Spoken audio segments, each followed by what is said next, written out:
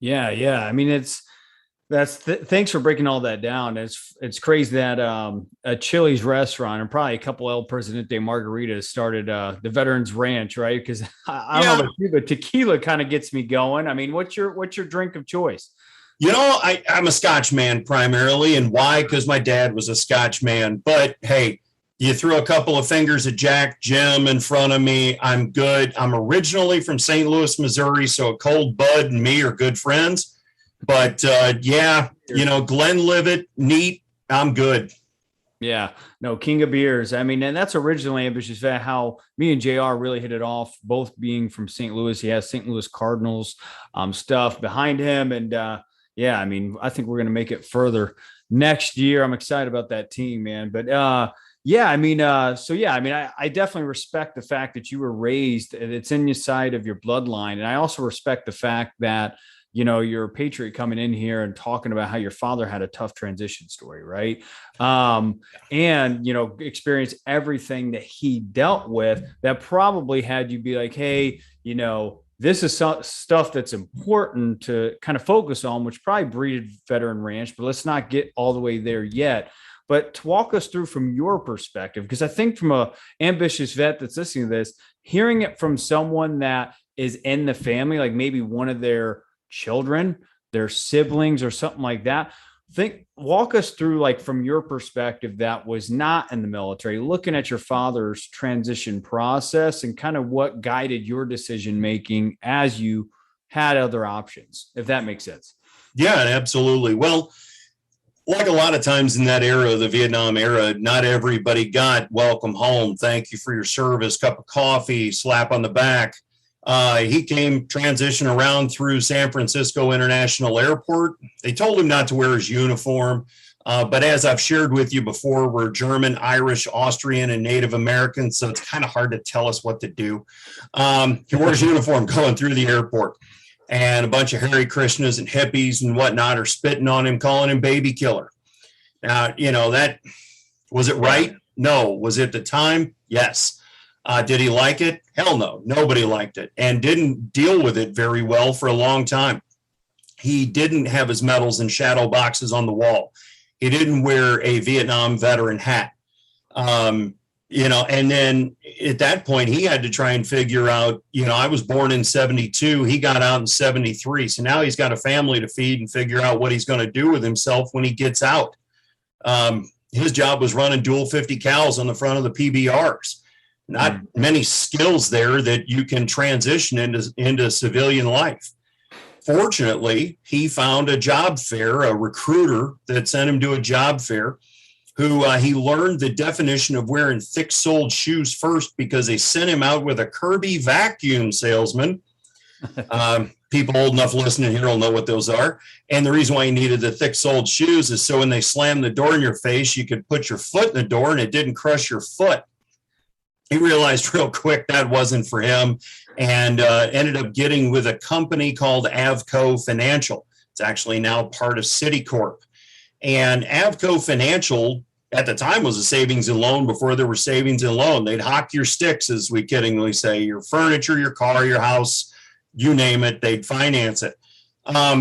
Being the position my dad came out of in the Navy, he was always driven. He was not going to sit around and take 2 years to go through their management training program. He finished it out in 9 months. They realized he was driven. They turned him into a fixer, meaning if there was a problem in an office, they'd send him to that office to fix the problem.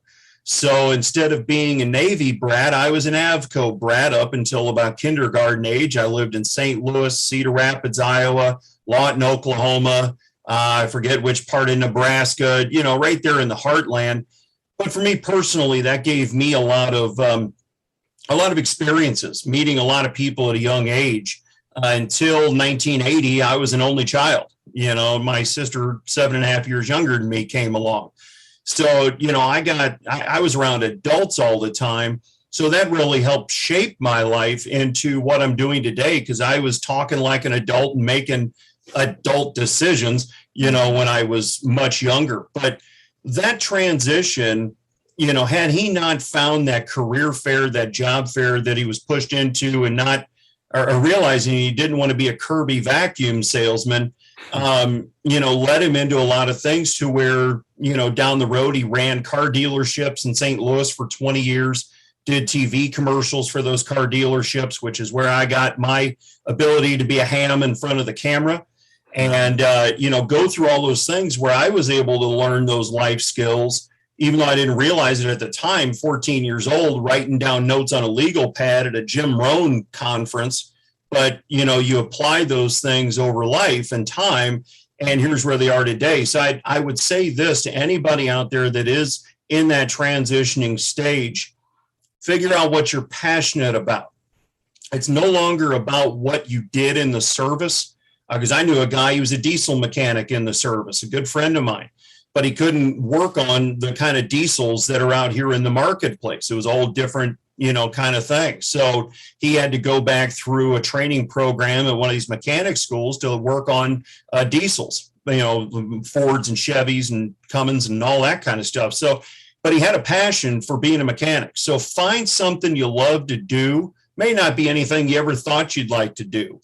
Again, with the ranch, we never thought about 30, 40 acres, 20 horses.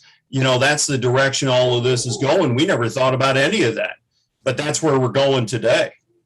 Yeah. Yeah. And all those, seems like all those life skills, right, that your father ingrained to you, which, by the way, that is like the Vietnam generation of veterans is a different way of thinking from the post 9/11 veterans, which are mostly made up of millennials. There's some Gen X there as well. We are more purpose centered, want to feel like we're on purpose, stuff like that. But also we're more emotional, I guess you would say, right? And that is a different school of thought. But I love how you've been able to balance that, being raised by a Vietnam vet, and then also coming in and figuring out how to penetrate the veteran marketplace, right? Because it's not easy not being a veteran coming in and being like, hey, I want to trust you, but you speak kind of our language, you're sarcastic, you cuss a lot, you seem real, you have integrity, stuff like that. You seem like you got some discipline. I'd love to drink some beer with you, but you haven't been where I've been. So like for you to come in here and provide Veteran Ranch, what inspired it? And, why you versus like a veteran that would be starting this, right? That veterans could be like, well, they understand where I'm at. What would you say to that? Yeah, well, I tell you what, and that's very true. The challenge is, we're coming into a space where you'll share some things with me, but not nearly on a level you will if I was wearing the uniform, if I raised my hand to be the 1%.